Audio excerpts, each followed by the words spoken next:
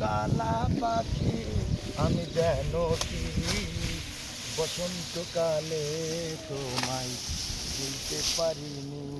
সাদা সাদা কালা কালা রং লেগেছে সাদা কালা, হয়েছি আমি মন পাগেলা বসন্তকালে।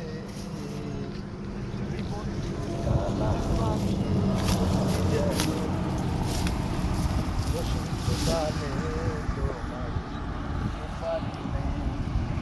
মালা গলার মালা তাই কি স্বপ্ন হয়, যার ভালো লাগে আমার জীবনে নেশা হয়,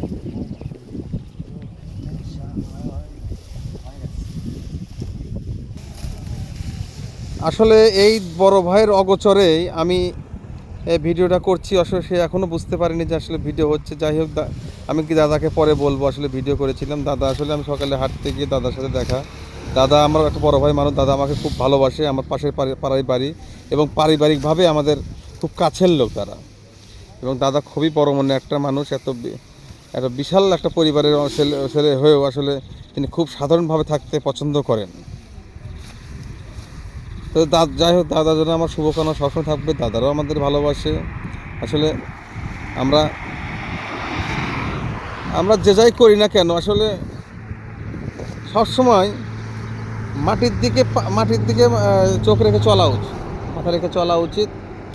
তাহলে দেখবেন যে জীবনটা অনেক সুন্দর হবে। কিন্তু আপনি যদি মনে করেন না আমি অনেক একটা বড় বড় ঘরের ছেলে, আমি অনেক কিছু করি, তাহলে এটা করলে কিন্তু কখনোই আপনি আসলে আপনি জীবনটাকে উপভোগ করতে পারবেন না।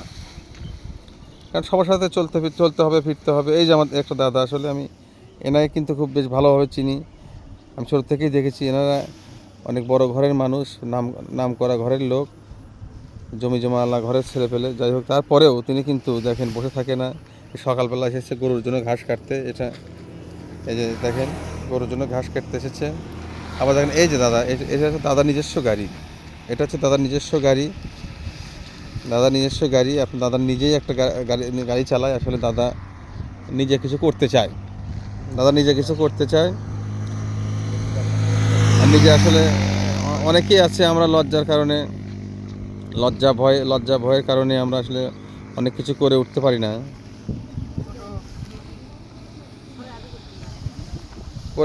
না, যাই হোক এই দেখুন কি সুন্দরভাবে এই দাদা ঘাসগুলো কাটলো। এটা এখন গরুর জন্য নিয়ে যাবে। হ্যাঁ, দাদা ঘাস কাটা শেষ হয়েছে। এখন কি দাদা চলে যাবেন?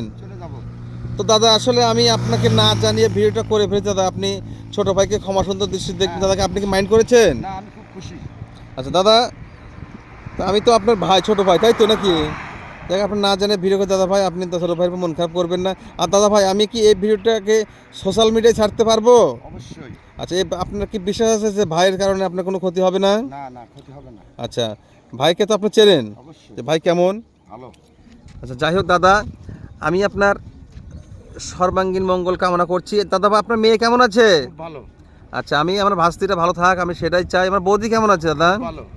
আচ্ছা, আমি চাইবো তারা সবসময় যেন ভালো থাকে, তাদেরকে দেখে শুনে রাখবেন। আসলে আমার ভাস্তিকে দেখে রাখবেন। এখন একটু দিনটা ভালো না, গরমের দিন, বেশি বাইরে টেনে যেন না যায়। অবশ্যই দাদা একটু দেখে রাখবেন, ঠিক আছে? ঠিক আছে।